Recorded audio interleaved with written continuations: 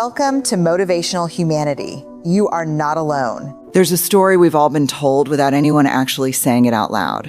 If you'd rather spend Friday night with a book than a crowd, if you slip away from the party before the DJ even sets up, something must be wrong with you. Lonely, awkward, broken, maybe. But I want you to sit with a different possibility for a moment. What if the quiet ones aren't hiding from the world? What if they've simply found something in the silence that the rest of us are too afraid to look for? There's a growing body of behavioral psychology that points to something remarkable. A small group of people whose minds are wired differently. Not broken, not antisocial, just turned inward on purpose. They aren't avoiding connection. They're choosing depth over noise. And here's the thing. If you've ever caught yourself doing certain things only when you're completely alone, not because anyone told you to, but because some quiet part of you needed to, you might be carrying a rare kind of intelligence. I'm not talking about a genius-level IQ or a wall of diplomas. I'm talking about something softer, something that doesn't show up on a report card. A hidden wisdom you may have never had the words for until today. So stay with me, because we're about to walk through 7 things that people with this rare, quiet intelligence do only in solitude. And the 7th one, I promise you, will change the way you see every lonely night you ever spent alone. Before we go further, if any of this feels like I'm describing your own mind, do one thing for me. Type the words, "I see myself," in the comments below. Let's build a place where quiet minds finally feel understood, sitting with the hard questions.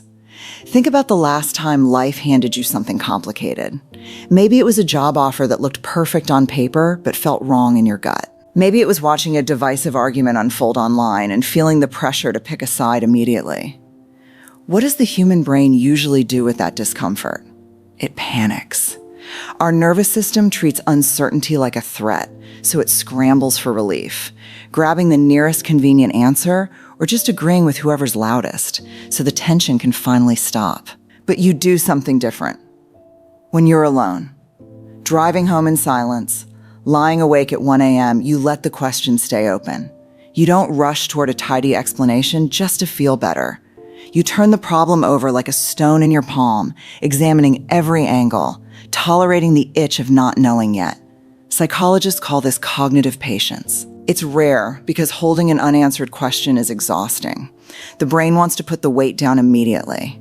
But if you can carry that uncertainty for days, sometimes weeks, without collapsing into a shortcut, you're building a kind of mental endurance most people never train. This isn't indecision. It's the opposite. You're not settling for the fastest answer. You're waiting for the truest one. And that quiet, private analysis you do is proof your mind isn't run by fear. It's run by depth, arguing against yourself. We live in an era engineered to protect the ego. Every scroll, every headline, every group chat is subtly built to hand us more evidence that we were right all along. Psychologists call this confirmation bias, and almost all of us are drowning in it, replaying arguments in our heads just to win them, comforting ourselves instead of questioning ourselves. But if you carry this rare intelligence, your private habit is the exact opposite. Alone, you don't flatter yourself. You interrogate yourself. You step into the shoes of someone who completely disagrees with you and ask, honestly, where's the crack in my logic? What if I'm the one who's wrong here? This is called active self-criticism, and it is not comfortable. Admitting your own belief might be flawed feels like pressing on a bruise. But you do it anyway, quietly, with no audience and no applause. Because you want truth more than you want to be right. People who argue against their own ideas in private carry something researchers call intellectual humility. They understand the world is too layered to fit inside one single point of view. Every time you sit alone and stress test your own thinking, you're doing the work of a scientist in a lab coat nobody sees. And that's exactly why, when you step back out into the world, your beliefs don't crumble under gossip or manipulation. They've already survived the harshest critic you'll ever face, yourself, turning feelings into evidence. Every human being feels anger, sadness, jealousy, joy. And our instinct, almost always, is to become a passenger to those emotions. Angry, we snap. sad. We shut down. That's normal. That's human. But you handle it differently. When the house goes quiet, when you're finally alone with your own thoughts, you don't just feel the emotion, you decode it. Say anger flares up after a tense conversation with a coworker. Instead of firing off a sharp text, you pause. You separate yourself from the heat of it and ask, wait, what is this actually about? Am I really angry at what she said, or am I still carrying stress from something else entirely? This is called emotional differentiation. The skill of naming precisely what's happening inside you instead of settling for vague words like, I feel bad or I'm annoyed. You act like your own detective, tracing every reaction back to its real source. Why does this prove depth? Because the moment you treat your emotions as information to be studied, rather than storms to survive, you take the wheel back. You stop being controlled by what you feel and start being informed by it. That stillness lets you see yourself with startling clarity, and from there, you respond like someone steady, not someone reactive. Memory is a strange animal. Some people replay the past just to relive nostalgia, or to punish themselves over old mistakes, treating it like a film reel they can only watch, never edit. But you, maybe while folding laundry or driving a familiar stretch of highway, do something different. You're not just replaying old scenes. You're re-editing them. Suddenly you remember something your grandmother once told you that annoyed you at 17. And now, a decade later, it lands completely differently. Oh, that's what she meant. She was right. Or you revisit a friendship that ended painfully. And instead of only blaming the other person, you can finally see your own part in the pattern too. This is called cognitive flexibility. It proves your mind doesn't store memory like a locked filing cabinet. It keeps connecting old events to new understanding.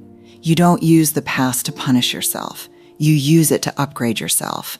That takes real courage.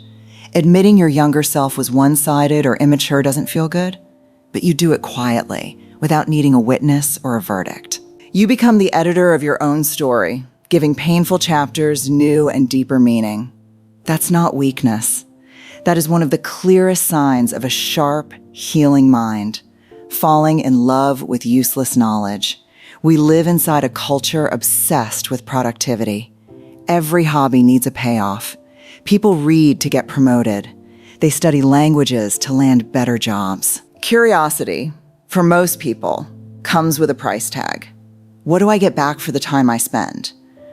So why, at midnight, are you 3 videos deep into how migratory birds navigate using the Earth's magnetic field?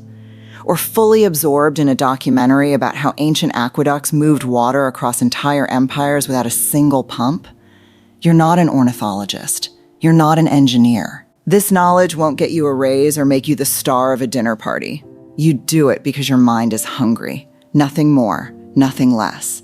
Psychologists call this intrinsic motivation to learn, doing something purely for the joy of understanding it, with zero outside reward attached. This useless curiosity is actually rocket fuel for creative thinking. Those scattered, unplanned fragments of knowledge quietly connect somewhere in your subconscious and eventually surface as solutions to completely unrelated problems. The fact that you chase knowledge in solitude, profit or not, proves your mind was never built to live inside a cage of practicality. Your brain is already its own playground, changing your mind mid-thought. Most people, once they've formed an opinion, defend it to the end, like a car already speeding downhill, unable to brake. They're terrified of looking indecisive, of losing face, of seeming unsure. So they'd rather cling to a wrong idea than admit they misjudged something. But you have a rare skill in your internal dialogue. You might be building a tight, confident argument in your head, and then a new piece of information appears, and you stop. Right there, mid-thought, you tell yourself, wait, this part doesn't hold up. And you shift direction immediately. No resistance, no wounded pride.